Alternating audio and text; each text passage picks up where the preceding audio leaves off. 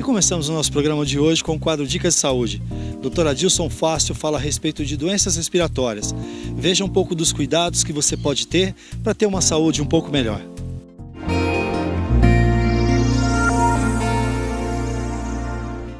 No nosso quadro Dicas de Saúde de hoje, eu quero fazer um lembrete a todos vocês, uma coisa que é óbvia, mas é muito importante a gente ter alguns cuidados nessa época que nós estamos vivendo. Nós estamos agora no início do inverno e na nossa região esse período tem uma particularidade muito peculiar, né? Nós temos um inverno que, sem dúvida, abaixa um pouco as temperaturas, mas a principal característica da nossa região é o clima seco que nós enfrentamos nesse período até o mês de setembro, em média, todos os anos.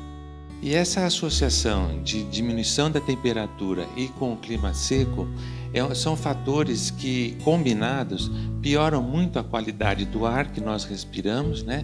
E isso favorece o desenvolvimento do que a gente chama daquelas doenças respiratórias, que são extremamente comuns nessa época do ano. Elas são as chamadas gripes, os resfriados de diferentes intensidades e, nos casos mais graves, a bronquite, a asma, a pneumonia, que se exacerbam nessa época do ano devido principalmente a esses fatores. O clima frio, ele dificulta um pouco a circulação da nossa narina, que é um sistema de filtro que nós temos desse ar que nós respiramos.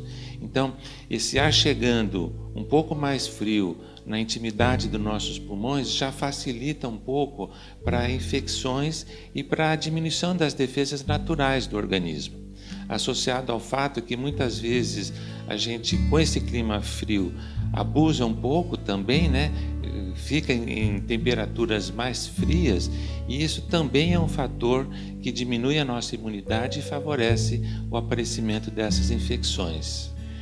Então, nessa época do ano, aquelas pessoas que já têm de base algum problema respiratório, principalmente aqueles fumantes que já têm um enfisema ou que já têm uma bronquite crônica, ou mesmo aquelas pessoas que têm asma, elas têm que tomar um cuidado redobrado, porque o contato com a poeira e a friagem do clima facilita muito a exacerbação dessas infecções.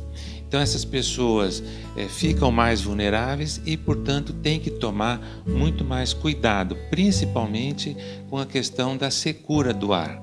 Então é muito importante que essas pessoas já criem um hábito de manter um umidificador do ar no quarto durante a noite.